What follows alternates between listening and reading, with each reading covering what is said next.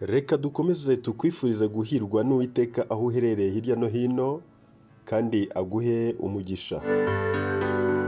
Ibihe waba urimo uko byaba bimeze kose, nkwifurije amahoro y'umutima. Ayo mahoro y'umutima niyo atuma ari nta byacitse iba muri wowe. N'igihe ibintu bimeze nabi, uba wumva utuje. Uwiteka aguhe umugisha. Nyuma y'amezi 2 n'iminsi 3, twongeye gusubira kumuremera. Ahari ushobora kwibaza uti, kumuremera ni hehe? Ndaje ngusobanurire.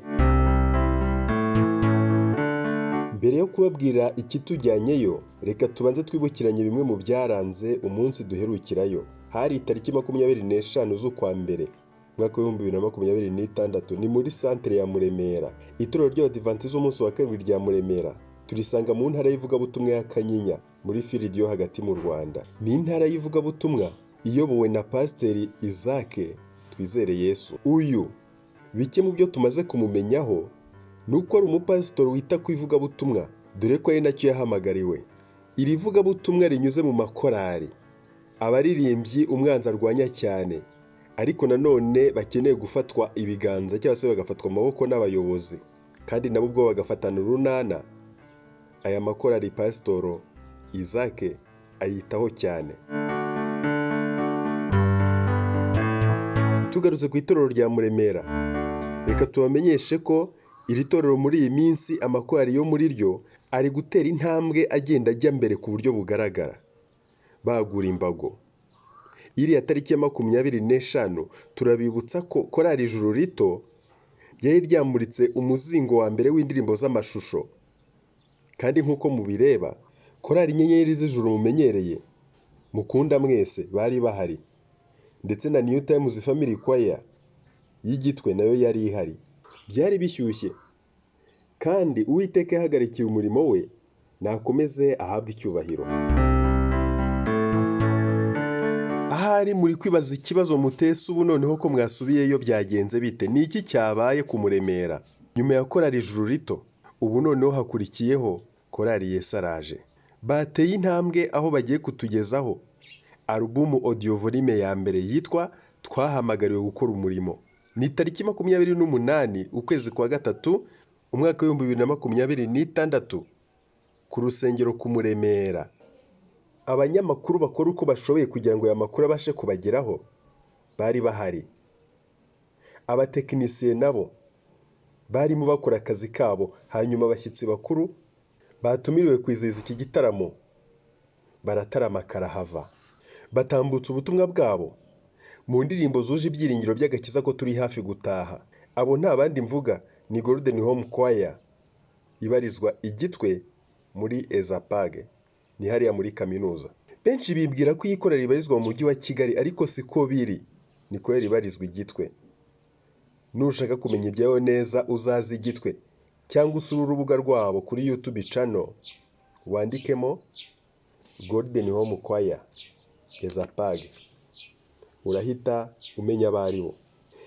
Kandi ku rundi ruhande, umuhanzi Ndahayo Benjamin ubarizwa mu itorero ry'Abadivantisiti z'umunsi wa kabiri rya Nyabusunzu, intara y'ivugabutumwa ya Kinazi, nawe yari ahari mu ndirimbo nziza cyane kandi zirema ibyiringiro mu mitima y'abari bari aho.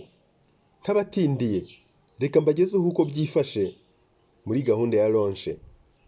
Nge ndi Samuel Niyodusenga. Uwiteka abahe umugisha.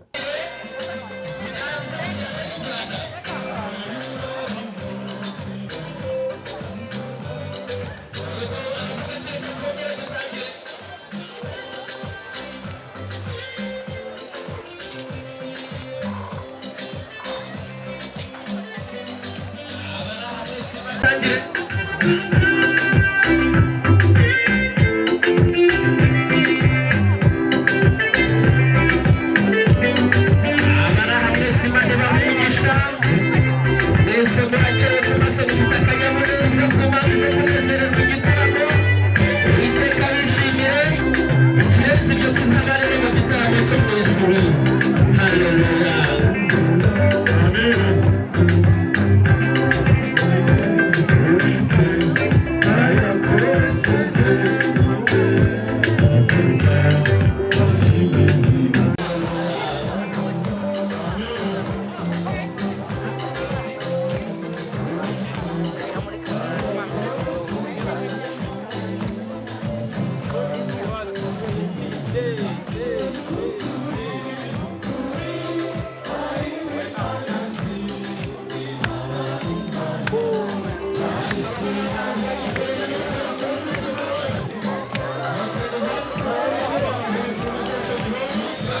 bwana bavuga bati abana b'ababyeyi bacu natwe twifatanyije nabo muri ibi birori kugira ngo gatora umunsi n'umwanya abana baje ku ruhande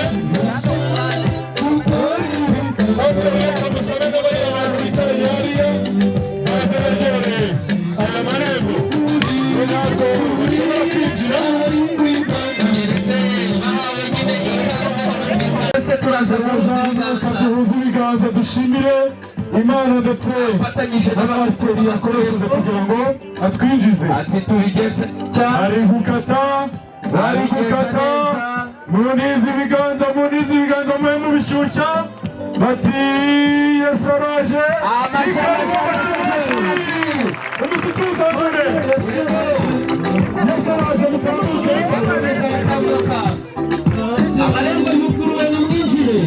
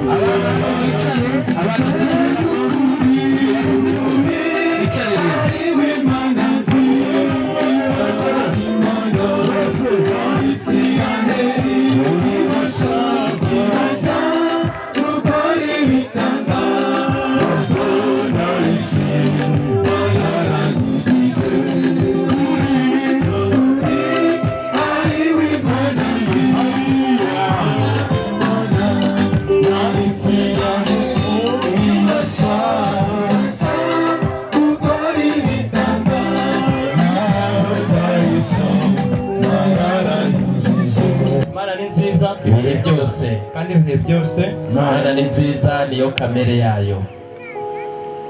Ndizera ntashidikanya yuko umugabo nyamugabo nuhagarara ku ijambo yavuze kandi akavuga ibyo yizeye. Ndizera ntashidikanya yuko Israel ibyo yavuze umuyobozi wa korali abihagazeho. Aba yari kutubesha sinzi aho twamushira. Oya ntago abihagazeho. Ntabwo iryo kosa narikora ntibibaho kubeshya abantu bangana gutya. Oya n'umwe sinamubiye. Reka pasitoro hanyuma asese pasitoro mwegereze nawe ngufashe guhambura. Nimwegerane. Sanabe ngufashije urwo ruvugiro ndongera ndagusubiza. Ntabwo mba mbenyeye ibi bintu. Reka ba nyirabyo babitunganye turebemo imbere.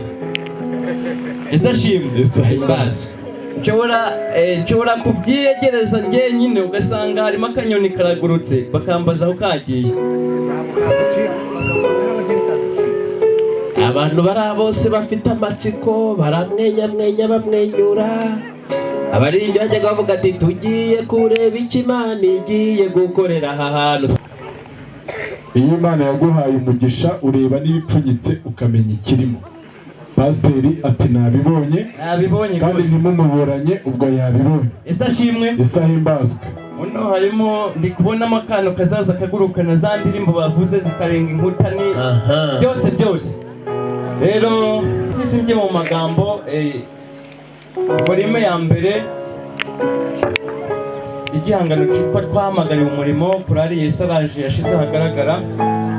Nanjye kubw'ububasha mpabwa n'itorero izi ndirimbo tuzishyize ku mugaragaro kugira ngo zigende zikora umurimo hirya no hino ku isi kandi zizakize imitima y'abantu harimo na korali ubwayo ndetse n'abazazumva zose mu izina rya Yesu.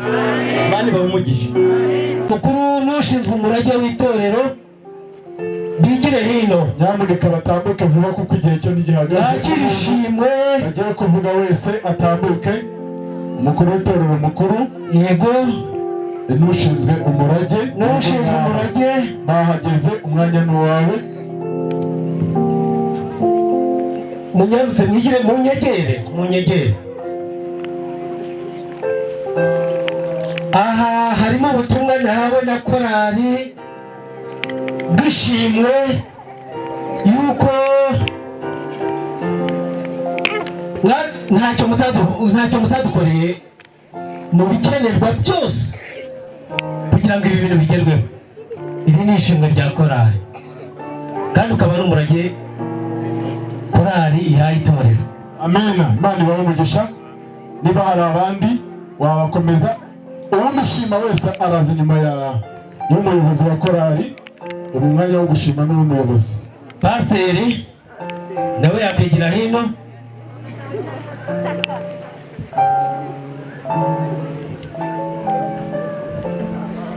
Nawe pasiteri korali yagutekerejeho, wagiye udusinyira kenshi kandi wagiye mu yandi magambo ubu butumwa bujya gusohoka wabigizemo uruhare rukomeye cyane. Nawe rero abanyarwanda bacu umugani ngo nta mazi arenga ikinogo. Nawe ubu butumwa genda uze kwiherera ujye wumva injyana yabwo rwose kandi Uwiteka agwiraga umugisha.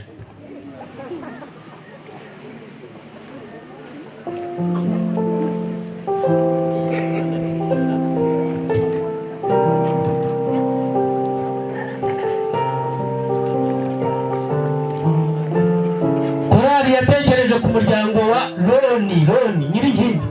Niba hari yakwigira hafi. Ntabwo ibyo mvuga ari ibyo ari binkomotseho, ni ubutumwa nahawe na korali. Nimvuga izina ry'umuntu ntabwo ari iryo mba ntekereje ndi hano. Korali yarabitekereje iravuga iti mu rugo rwa Nyirinkindi Aroni ubu butumwa rwose. Amahoro y'Imana bane nawe. Akira iri ni ishimwe rya korali yasaraje wabaye hafi yayo kandi ntumbiraga. Ese ubundi byigaragaza na Imana iguha umugisha kandi. Yego.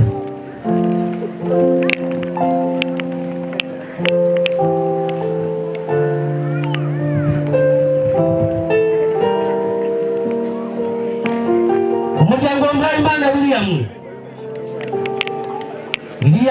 n'umuryango we bakwigira hafi. Ariko muze gutanga n'imvura. Ntawe ari? Karibu ngwino akaza neza. Amahoro y'Imana bane nawe.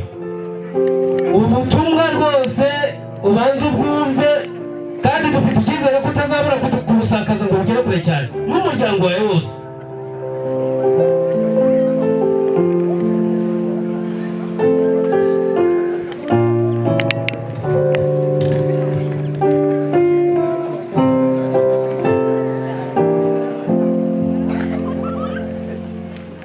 Evase Nsengimana.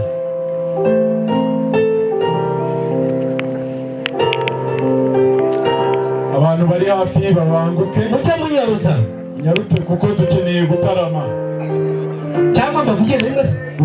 Bavuge baze rwose. Seti mu Birigi. Akire Evase. Ubutumwa n'umuryango wawe wose. Seti mu Birigi n'amaze. Mukunda n'inshuti n'abavandimwe n'uko ibintu bimeze. Yego. Seti mu Birigi. Undi nawe kugira ngo abaza mumbwire nawe ndamuhamagara muyobozi. Mubirigi Seti. Ubutumwa nawe ubwumvire hariya n'inshuti n'abavandimwe bukomeze kugera ku mpera z'isi. Yego. Undi reka nze abandi baraza nyuma ntacyo bakwibutsa. Okay. oya ntacyo baraza bamugani reka reka aka gaseke ntiyongera mpfundikire mpfundikiye hanyuma naje isubirire mu murongo ahubwo icyo ugiye gukora ni murakoze rwose